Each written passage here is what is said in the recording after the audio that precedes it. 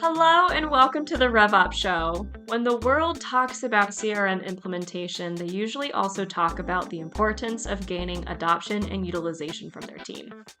While there's nothing wrong with those goals, there's a tendency to use adoption and utilization together to mean the same thing, and that's not the case.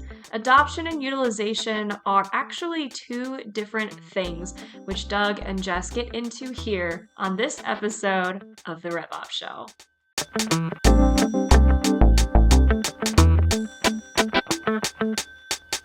Jess, it comes down to this. You can get busy living or you can get busy dying.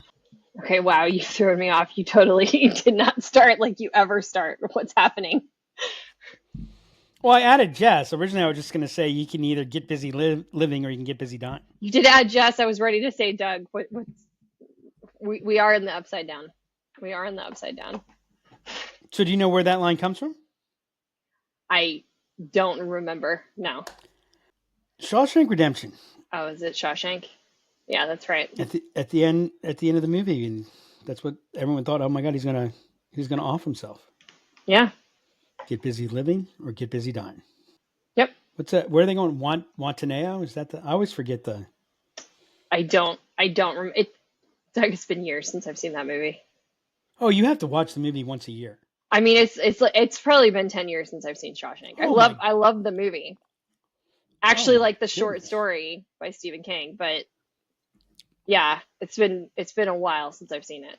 So what are the required movies to watch to work at Lyft? Shawshank Redemption, Groundhog Day, Glengarry Glen Ross. I was going to say definitely Glengarry Glen Ross. Any other movies come to mind? 2012? No, I'm kidding. That was a joke. No, those are the movies our customers are supposed to watch. That's the movie our customers are supposed to watch. Accurate. No, I think that about covers it.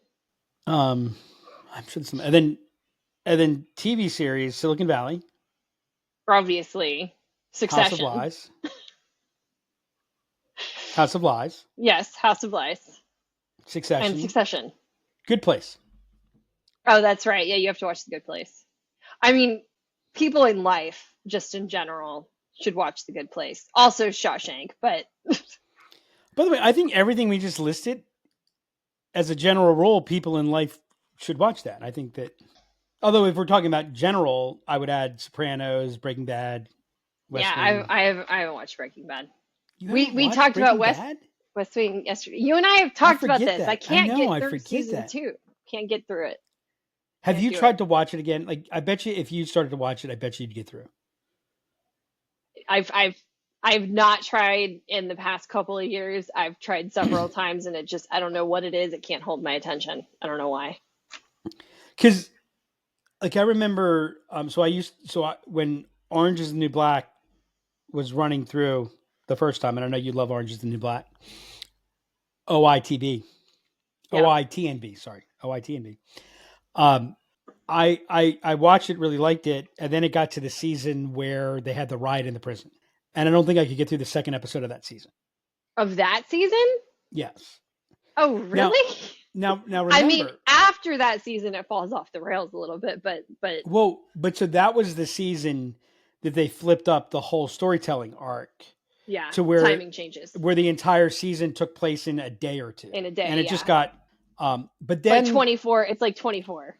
But then I watched it like a couple of years later. I watched it from the beginning and got through the season. It's like I think that the gap between it, but whatever. But so that's my point. Is I think if you watch Breaking Bad now, okay, maybe you'll be able to get through it. Maybe I need to try. I don't think you've tried since you've been here. I think I tried once. The other problem is maybe it's because I'm trying to binge it. I don't know.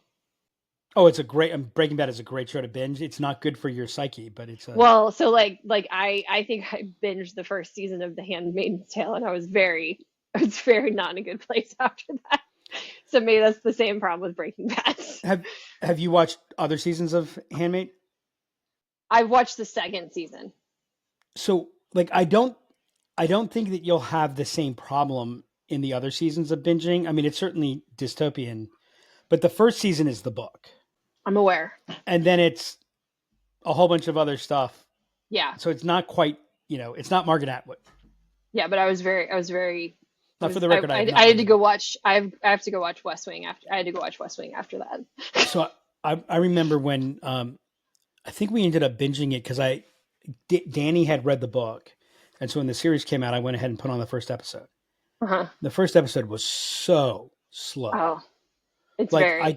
I couldn't even, and I couldn't watch it. And then for some reason, I'm like, okay, let's just see, and got through it. Then I picked it up.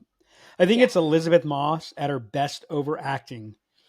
I don't know. There's some episodes of Mad Men. Mad Men. That's another show that you have to watch. Oh, Mad Men. Yes. I don't know. There's some episodes of Mad Men where she goes a little bit over the top in the later seasons. I saw somebody. I remember a review of, I guess, like season 5 or whatever, and it's like, for the 5th season of close-ups of Elizabeth Moss screaming or grimacing or it's true or whatever. Yeah, so it's true. Anyhow, Jess, big weekend, big weekend. It is. Have you reviewed your lineup? I have not. You might want to change some things up. So here's the problem. So I used to be a pretty big football fan.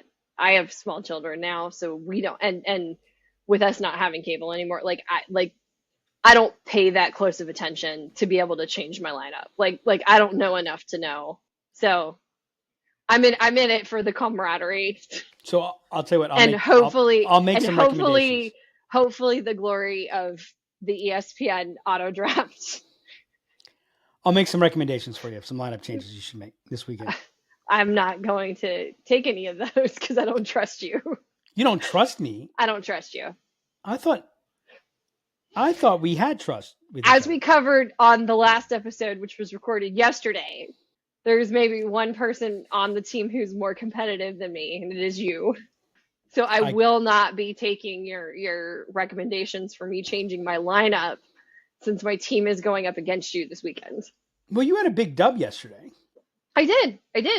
Did I or did I not aid in that victory? Your victory? You did. So why would this be any different?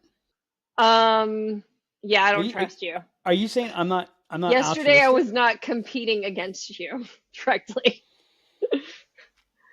Aha. Yeah. Aha. Well, you know what they say, don't you? What do they say, Doug? If you ain't cheating, you ain't trying. True. You know, I don't actually believe that, though. I don't really believe that. You don't? I don't. Okay. I don't. Good. I don't. You know what I say? What? Let it go. Let it go. It's been a while since we've had a song drop on the podcast, I think. Bueller. There we go. Bueller. All right. We are not here to review movies and TV shows and talk about fantasy football. As weird as that may sound. Oh my gosh, I got my podcasts mixed up. Yeah. I thought this was Siskel and Davidoff. Yeah. I like how I'm Siskel in this scenario.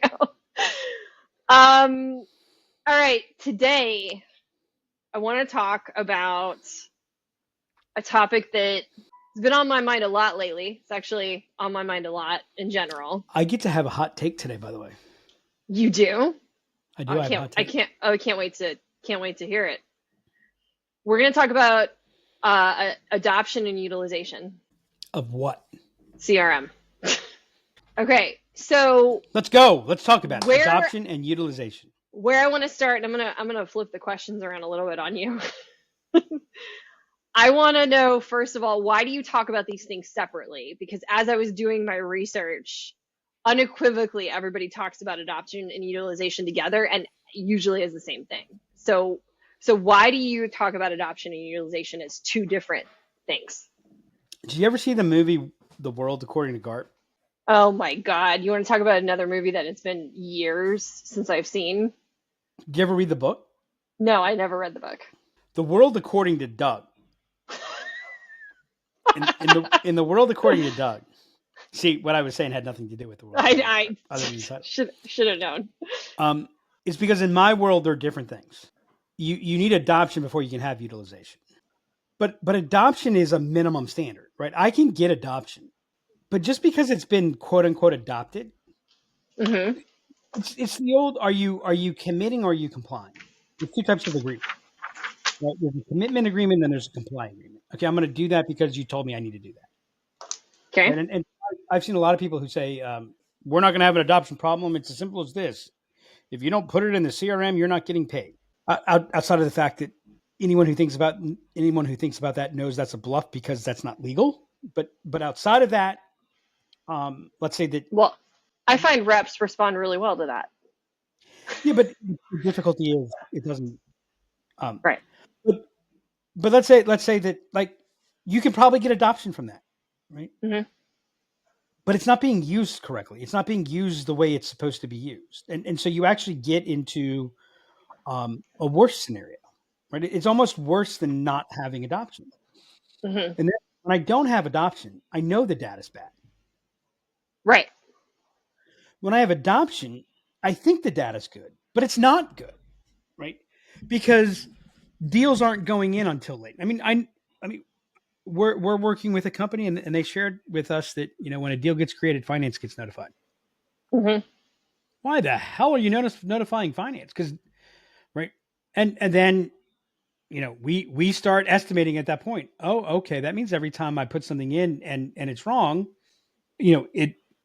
it looks bad, Yep. right? And so what am I going to do? I'm not going to put it in, right? Yeah. I'm not going to put it in until it has to be put in. I mean, we how many times have we seen this?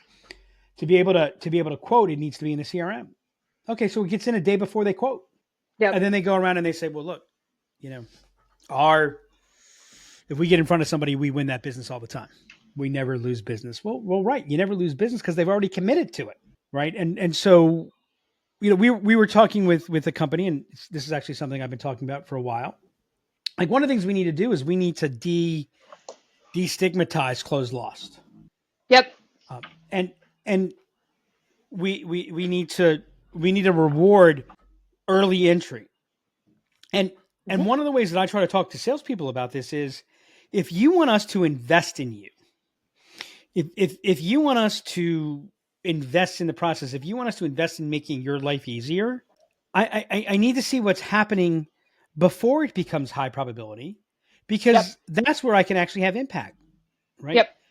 The other thing that I need to be able to do is, if I'm going to invest in something around there, I need to build a track record that our investments pay off. But if I'm looking at incorrect data, if I'm not finding a way, like, how often do salespeople complain that their targets are too high? They're not realistic. Right. Okay. Yeah. Well, they can't be realistic because we don't have realistic data in there. So, we talk about, when you think about adoption, you are violating the prime directive. Mm-hmm. Right. You're putting the technology in the lead. Right. Yeah. What we want is utilization. You're adopting the business process, and the business part of the business process is the recording of that, if you will. Are we using, so adoption in its simplest is, are you using it? Mm-hmm. Utilization is, are you using it the way we intended to use it? Are you using it in a way that it's doing the job that it's supposed to be doing, and in a way that we can enter an ongoing continuous improvement? And so that's why they're thought of as the same, but they're actually very, very different. Yeah. Okay. I mean, I adopt the tool. I adopt it, like, I can just have an auto login every day. Well, so we're gonna get to tracking adoption. I'm gonna tell you another reason why adoption, why it's different, and why I talk about it very differently. Adoption is bad. Utilization is good. Why is adoption bad? Is this your hot take? This is my hot take, because a lot of people say it's all about adoption. Mm-hmm. The objective of your CRM implementation is adoption. Yeah. Bullshit. The objective is never adoption. Okay, what's the objective? The objective should never be adoption. Okay, what should the objective be if it shouldn't be adoption? Revenue growth, growth velocity, higher margins. But you can't get that without adoption. It's not true. Do you really believe that that's not true? You can get those things without adoption? Sure. I've seen lots of companies that don't have CRM, that don't have formal CRM grow and see their growth rates increase. Now, do I think the cost of not having it is far greater? My point behind this is, if I look at it through the lens of adoption, you can't help it. You're looking at it through the lens of compliance, and you're looking at it as participation. And so there are groups out there who are talking about this, training, throwing more in there. And one of the things that's really interesting is you end up not asking why. Mm-hmm. You know what? One of the things that kills adoption and utilization? Over information. Too much information. What do you mean by over information? Can you give me an example? Sure. Let's talk about our friends at the HubSpot Partner Program. Okay. They've gotten much better at this. But you remember the time when we would get like 17 emails a week? Yes. And then something would happen and we'd be like, what the hell? Yeah. And they're like, well, we sent you an email. Yeah. Like, well, you send me 700 emails a month. Yeah. And 99% of them have nothing to do with me. How do you expect me to find, like, so if you keep throwing, like, everything you throw at me that doesn't matter to me, that's not relevant to me, makes me tune that out more. And so they're like, that's why data is killing sales and marketing. Yeah. You measure so much stuff that it doesn't mean anything anymore. See, yeah. Narrow the focus. That's what Dakota thinks about adoption. Narrow the focus, increase the yield. Okay, that makes sense. So what causes, I want to start with adoption.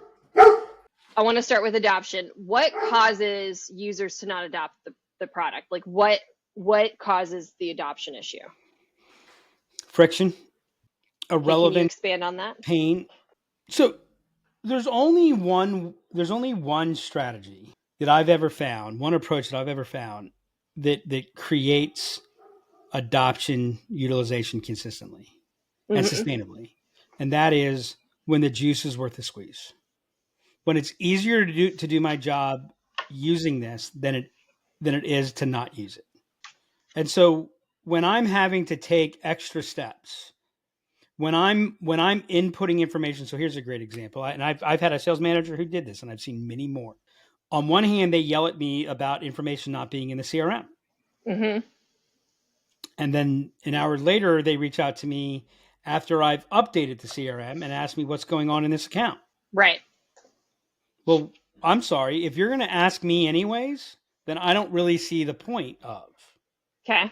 Right. How many times do we have someone who tells us gives us a list of 18 required properties? More frequently than I would like. Right. And I used to be on the other side of this, by the way. And what got us? I'm like, so what do we do with that information? Oh, well, it's something that we like to know. Right. Okay. Well, if we don't know it, does it like? Yep. Right. But by the way, how often do we see the 7 required properties that let's just say legitimately are required? Right. And so at deal creation or company creation or whatever, all 7 required properties they're all down there as required properties. Right. Well, so wait a second. Like, well, we're not putting our deals in early enough, right? But to put our deal in, I have to fill out 7 things. Outside of the fact that I probably don't know all 7. Yep. I'm like, you know what? I've got 2 seconds to do this. What's nice is if I put it in and I forget to put in the required information, I can be pinged. I can be notified. I'm going to be reminded because I'm going to see the deal. Oh, that's right. I need to add this. Yep. If I don't add it at the time and I forget about it, there's nothing that causes a reminder. By the way, I still have an anxiety dream. You know the anxiety dream, like you don't know where your class is? I have that dream too. One of the anxiety dreams I still have is that someone, like we closed business with somebody. We're having a really bad month, but there was somebody who said yes, and I can't remember who it is. So we can't finalize it and build. That is an anxiety dream that I have. That tells me so much about you. On this point, my most common anxiety dream is I'm in college, but my classes are taking place in my elementary school. Okay, which is a very, very strange thing, right? And I haven't. It's the final exam, so it's the last day of the semester. But I haven't been to the class since the first day of the semester. and I can't remember where the classroom is. That's my most common anxiety dream. I don't have any of these anxiety dreams anymore. I have What's other your anxiety dreams. Oh, I have anxiety dreams that are client related that are just it's not good, Doug. Do you have any general anxiety dreams? No, I don't think so. I have dreams about getting chased by people. I don't know. It's not good. I don't know that one. Is one of your anxiety dreams that we've just finished a large implementation and no one's adopting it? Is that why we're talking about this today? Yeah. That's my number one anxiety dream. Going back to what you were saying about friction, though, we talk about this in the process with our clients a lot, which is the concept of the inverse friction principle, which I think is what you're getting at, which is the ease and effortlessness of a user's experience has an inverse relationship on the complexity involved in designing the system, which is what makes the experience so easy and effortless. Right. So it takes a lot of work to make it easy. Building the genius into the system, not having the user having to manage the complexity. You want to know the fastest way to walk right down the path to failure of adoption, utilization, and impact? Well, 18 required. All we need is right. No. Yeah. Let's what we say. Let's keep it simple, and it's like, well, and what we end up keeping simple is the configuration and the implementation. So all the difficulty comes in using it. Mm-hmm. And you know what? If I have to do a lot of thinking, it's easier to do it in a spreadsheet. Yep. That's why so many reps use spreadsheets. It's easier just to search in my email. Yep. Right. And so that, I'll tell you another big reason why. Every time I use it, I get in trouble. Mm-hmm. Yep. It's why pipeline reviews are so bad. All they are is, okay, so is this the hour opportunity you get to yell at me? That you get to judge everything in hindsight? Right? That's why pipeline reviews are demotivating and horrible. So it's like, how is this generating value for me? What's happening here? This is why we say you should never talk about it or think about it as a CRM initiative or even a tech initiative. It's a sales performance initiative. It's a sell more with less effort initiative. How are you doing that? You talked about too much information, but another thing that I saw frequently as I was looking at things is training is often cited for the reason users are not adopting. So is that utilizing because we're training them on how to use the CRM? That's why they're not adopting. Well, it's because training's ineffective. You're just not training your users. Do you actually think that's the problem? If you're training on how to use the CRM, then the training is not effective, and you won't get and it'll put a drag on adoption and utilization. Before I moved it, that's not what you expected. That's not what you expected. Think about what I just said. If you're training on CRM, it is not effective. So how should you train? Shouldn't you train on the CRM? You train on the process. You train on the business process, and the CRM is hand in glove with it. So I just shared a training plan with a client, and it's about managing an account, building an account plan, managing the expand sale, building a cross-sell opportunity, building your pipeline, right? That's what the training is about. What that training is going to do is, because you know what we're talking about, it has the CRM so interwoven into it, but it's not, here's how you use the CRM to put an account plan together. It's here's how you plan for the account. Now, when we're training on this and we're showing as we're building the account, we're going to show examples and screens of using the CRM. Yeah. Right. We're going to say, see how we've structured this so that you don't have to think about everything and there's a place for it. So I'm not training on the CRM. The thing to understand is people do not adopt CRM. They do not adopt technology. They adopt behaviors. They adopt business process. Teach the behavior, teach the business process. Look, humans are creatures of the path of least resistance. Yep.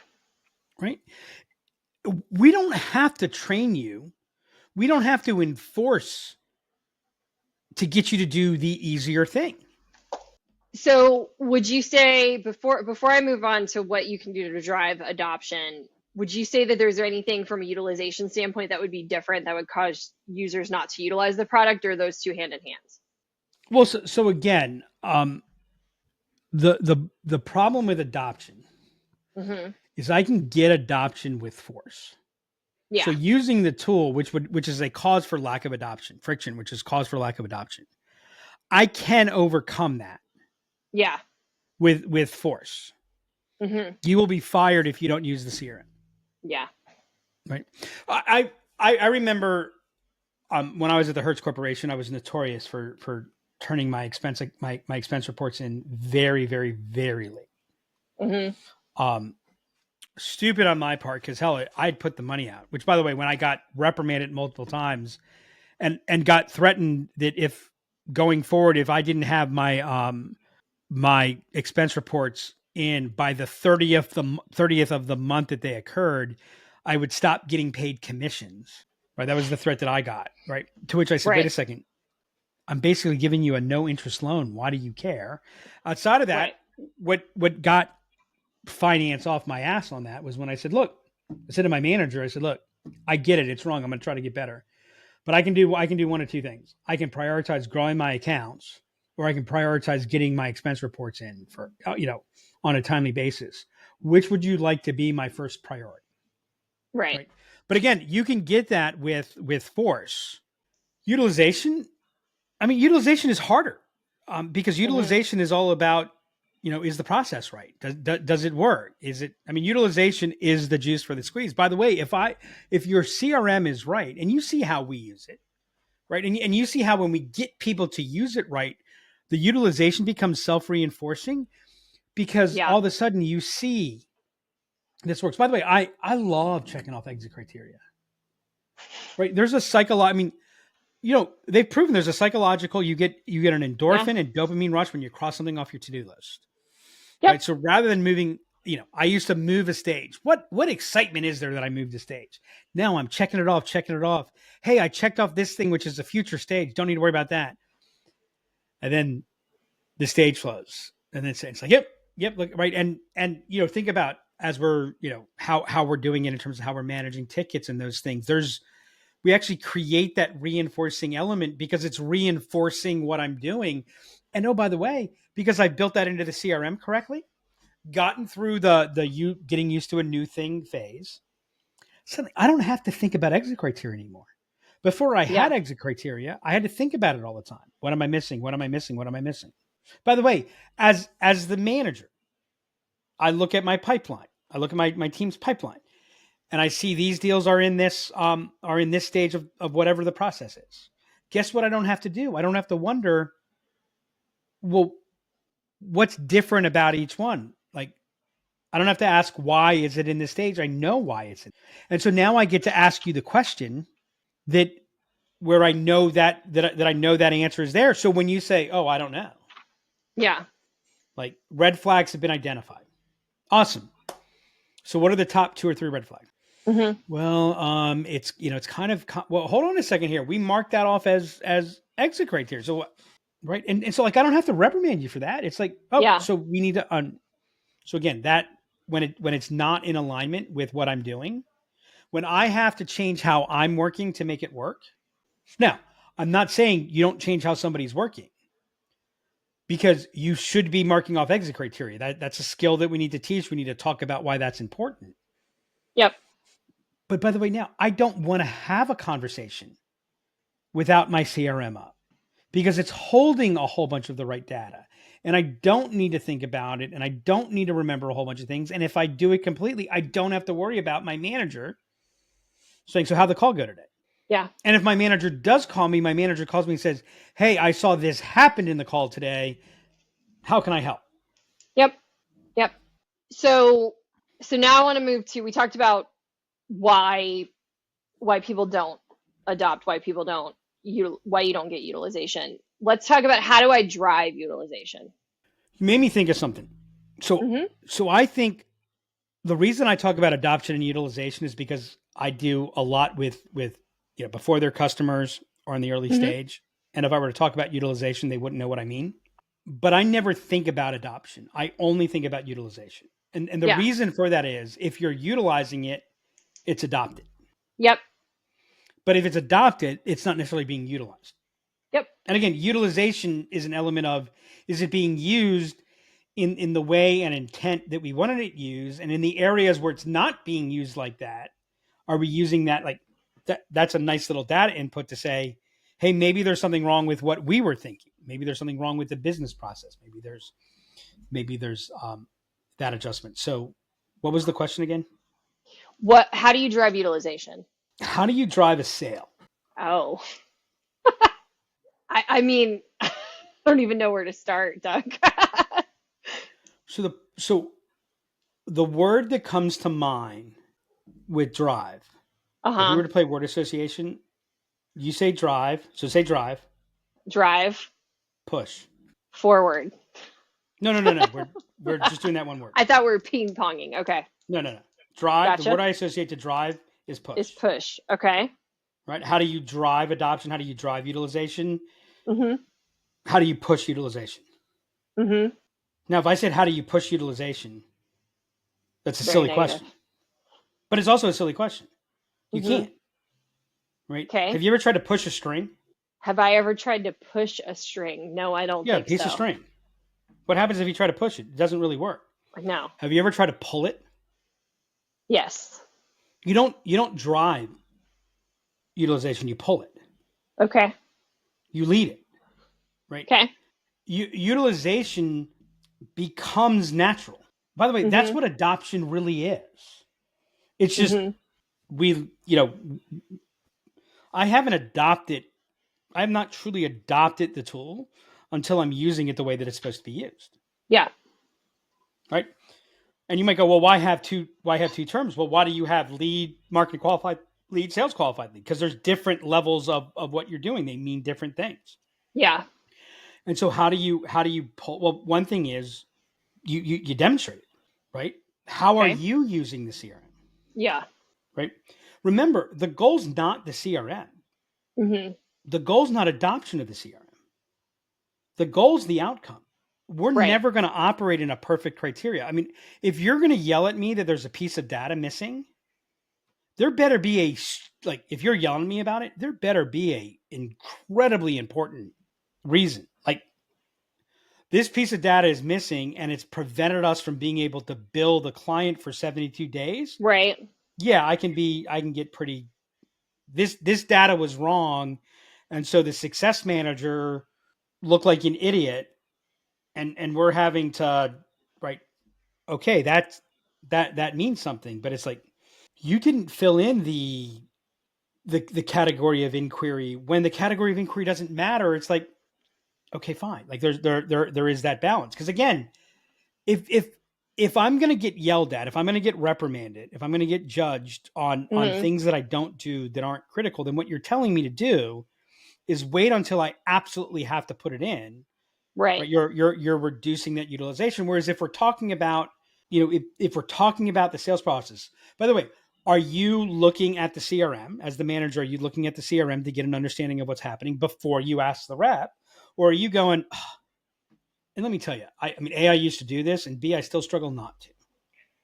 It's so much easier just to go, Jess, what's going on with this? Yep. I have to go in and look at the CRM before I ask you. Yeah. But now when I go to you and I say, Jess, and you're like, by the way, I don't even have to say anything. I don't ask you about these things because you logged them in. I ask you about these things because you didn't log anything in. You're going to naturally begin to pick up that pattern. Yep. Right. Yep. So, how are you using it? Are you keeping things up to date? Have you noticed as we started adding people on things, they've increased how they add in the CRM instead of just sending a Slack message or this or that? So are you leading that? Another reason that people lose adoption is what's old is old. What's old is invisible. You know what? Being disciplined is hard. And so sometimes, I mean, the easiest thing to do is nothing. Yeah. Now the problem is when I do nothing, all kinds of other problems happen.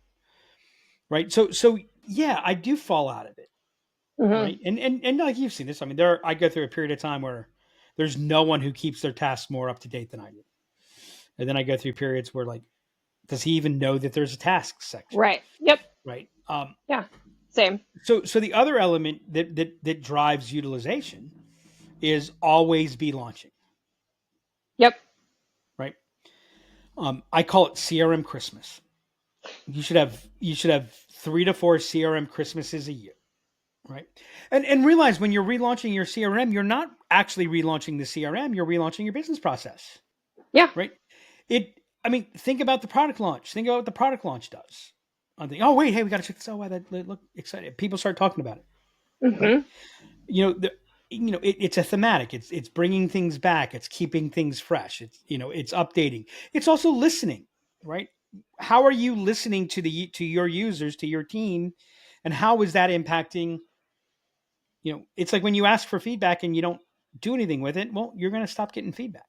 Yeah, and I think also on involving users, like having some key people, give feedback and also help with dictating some of what you're going to build that's new, getting that feedback early, and initially they feel heard, and then they also feel like they've got some skin in the game. We build that in as we're doing implementations, and should be doing that even as you're leading up to these different CRM Christmases. One of the questions that I would ask, and if you want to drive utilization, is what are you reducing in your CRM? Yeah. If certainly if you look at all the things that people are posting, it's they added to this and hey, we added this report and we added this report and we added this report. Look at how much value we're giving you. No, you're not. You're not giving me value when you add. You know what gives me value? What is far more valuable than giving me something is extracting, taking something away. Hey, that's something I don't have to pay attention to. Yep. Right. How can you get me the signal better? Right. And so, we see it, and it's hard not to. Oh, we need this. Oh, we need this. Right? Yep. Are we updating? Are we refreshing? Are we looking at, by the way, here's an interesting question internally. What's your CRM utilization? I.e., the data that we're putting in the CRM, how much of that data is actually getting utilized? You know what a funny thing is that I found about adoption and utilization is if I limit the number of things that you have to do, you do more things. Yep. Right? So if I have this property in there, look, this is for you. We have this in here for you to help keep things ordered, whatever. If you don't want to use it, that's fine. You're more likely to use it. Yep. By the way, that's why that's one of the reasons that I hate required properties is required properties are a stick. What do you mean by that? They're the proverbial nun taking the ruler and slapping you on the. So I go and I hit create, and it goes, these properties need to be filled in. Yep. Right. Yep. What I'm a bigger fan of is, well, progression, right? So when why did that stage not move? I forgot to put in the product name. After a couple of times, you know what I never forget to do? I never forget to put in the product name, and no one has to tell me to do that. And by the way, what happens is I now get a dopamine hit rather than a or the notification. Hey, we noticed you added such and such. It's missing this, this, and this. When you have that information, you add it. It moves to it'll progress to the next stage. Yeah, I have another thought on that on top of notification, which we use frequently, but I've actually seen this because, like I said, I was on the other side of, well, we got to have the required fields to make sure they fill them in. And since we've rolled that back and done what we do with notifications, I've seen sales reps fully come out on the other side of this where they're filling everything in and doing more, like you said. The other thing we'll use is an exception report for certain things as well, where we'll have an actual report where you can kind of see what's filled in and what's not filled in. It gives that visibility to everybody in the system. I also think that drives some understanding about why are we asking for these things? Because if it's on a report, it's showing the importance of it. My favorite story on required properties is the number of times you have a required property, and it turns out there's a legitimate reason that you can't get that information. So what's the solution? Well, we'll just put a dash in there, or we'll put a 000. I'm like, and so we were really, boy, we don't have anything arbitrary here. Yeah, exactly. Which is just, that's even a bigger mess to clean up from a data standpoint that I won't get into that can of worms. But yes. Right. But you know what? So like part of the problem that gets in the way of utilization is utilization says be an adult. Mm-hmm. Yeah, You're not going to be an absolutely. adult. You're not going to be an adult if I treat you like a child. Mm-hmm. Yep. I want to get into, and we don't have a ton of time left, but I want to get into what is actually I think the hardest question to answer here, which is how do you track this? How do you track utilization? Um, I'm in such a situational. I know. At what stage? At what stage in the process? At what stage of the implementation? So let's say at launch, how do you track utilization? You've launched a new CRM. How do you track utilization? That's probably the hardest one. Oh no, that's actually the easiest. Oh, really? Yeah, because what you do at launch is you track a bunch of stuff that don't necessarily matter. You know what you track at the beginning is you track activities. Track activities. So like records created, Records created, activities, calls logged, emails logged. emails. Okay. Um, Would you, would you ever track users logging in? Would you ever use that as a metric to track? yeah. Okay. But like in a more mature sales process, and I Mm-hmm. don't care how many calls you make. Yeah, I know. You also know that's not true, I also right? know that. Yes. But what I mean by that is, like when it's the same. Like think about how we onboard a sales rep. Think about how we Mm-hmm. onboard a market development rep. We start off and how many calls are you making? What's the Yep. consistency of the calls that you're making? Because we Mm-hmm. can't judge you on Right. success. We can't judge you on outcomes yet. And it takes a certain number of repetitions. So I'm measuring repetitions. Now, do I not care about calls later? I don't focus on calls later, but I'll tell you what. If your production is strong and your activity is light, so long as that's sustained, Yeah. then okay. I was going to say Right? if your pipeline's strong, that's when you don't care about. That's when you're not focused Well, on calls. although what I'll begin to do is I'll look and I'll see, okay, when your pipeline gets strong, what were the calls that you were doing Right. that led into your pipeline getting strong? Because then when you stop making calls, now I can be like, the problem with low activity with strong production is you're really taking advantage of activity that was earlier. But again, Right. if you're not getting the results, but I see the activity, then we can work with you. Yep. If you're not getting the results and you're not doing the activity, I can't do anything about that. That's a problem. Mm-hmm. And by the way, if you're giving the activity, you can't sandbag it if you set it up correctly.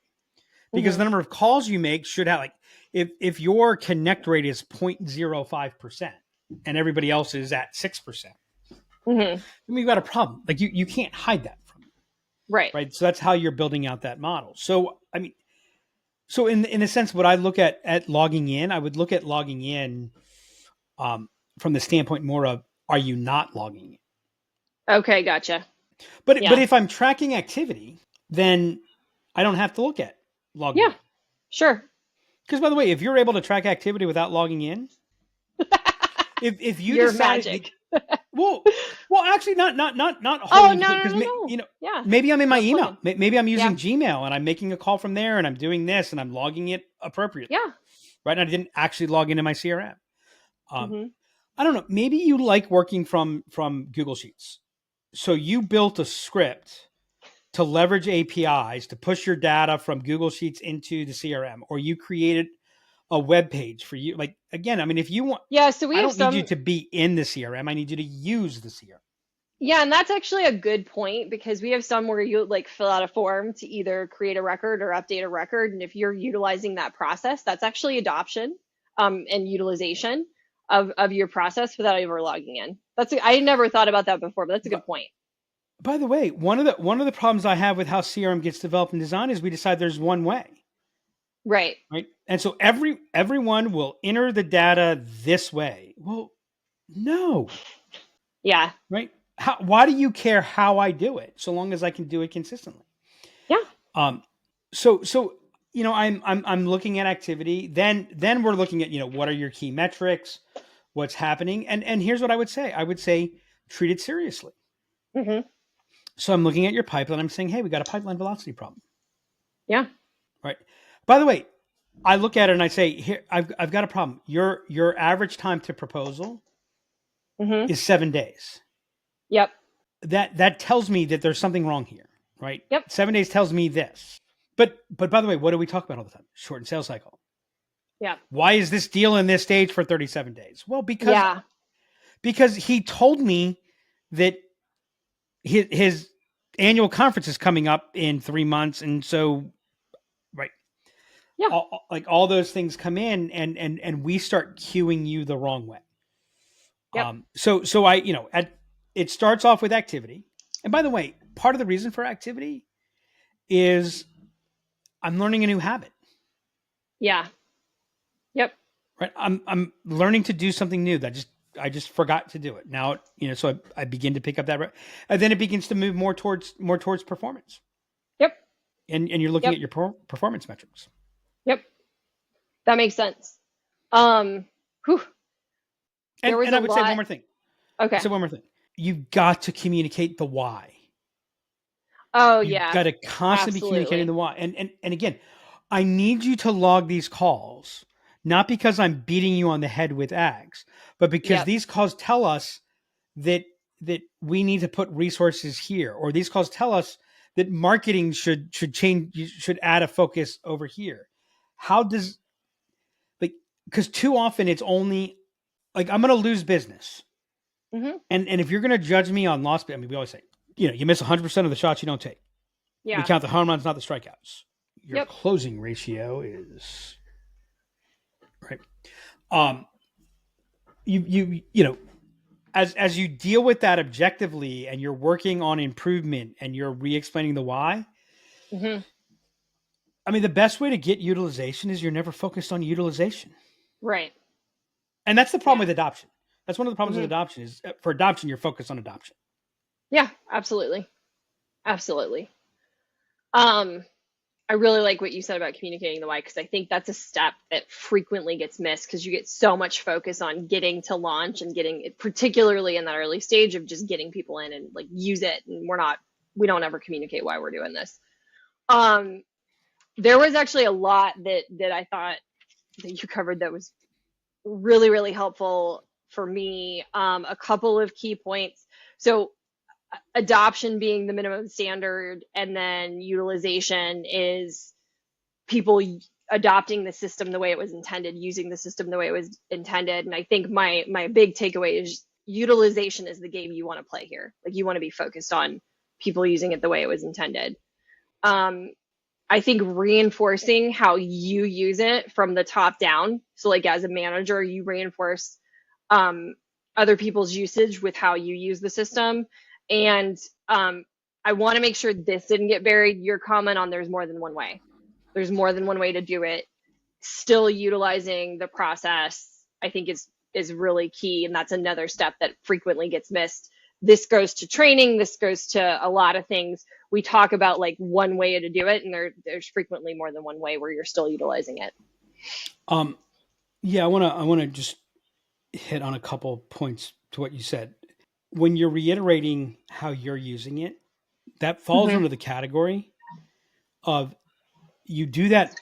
That's show business. It's not tell business. Don't tell me how you're using it. You see how I use it. You'll notice that, right? It's you show me. It's that I do what I'm supposed to do, and I get the positive response. How often we want you to record our calls. Why the hell did you say that? Yeah. Right. Yep. That and then. Yep.